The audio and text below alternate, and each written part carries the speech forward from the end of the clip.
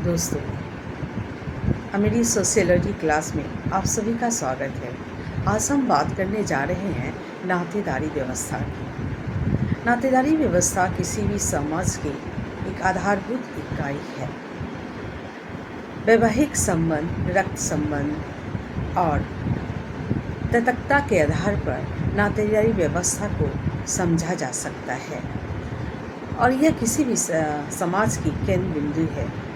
हम जब इन संबंधों को जान लेते हैं, इन संबंधों के पारस्परिक आधार को समझ लेते हैं, तो उसके बाद नातेदारी व्यवस्था को समझना आसान हो जाता है। नातेदारी में के आधार जो है और मेनली रक्त संबंधी और दत्तकता और विवाह पर आधारित है। और इनमें कौन से संबंधी को किस रूप से जाना जाएगा और उनका उत्तराधिकार क्या होगा, और उन्हें किस तरह से उनका पद होगा, किसके साथ हाथ से विनोद करना है, किसके साथ परिहार करना है, किसके साथ विवाह संबंध स्थापित नहीं करना है, ये सारे तथ्य जो हैं नातेदारी में आते हैं। इस प्रकार हम देखते हैं कि नातेदारी जो है किसी समाज का एक महत्वपूर्ण हिस्सा है। नातेदारी को हम दो आधार पर बांट सकते हैं। प्रथम आधार तो है रक्त संबंधी या फिर दत्तकता के आधार पर, और दूसरा जो है विवाह संबंधी आधार।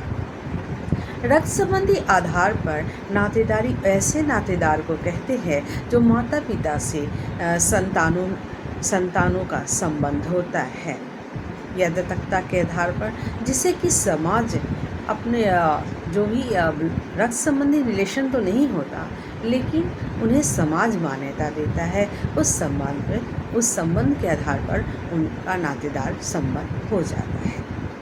रक्त संबंधी के आधार पर भाई बहन, माता पिता में बच्चों को जो रक्त संबंध होता है, उस आधार पर वे नातेदार कहलाते हैं। और उस आधार पर उनका क्या संबोधन होगा, यह भी एक रक्त संबंध भी तय करता है।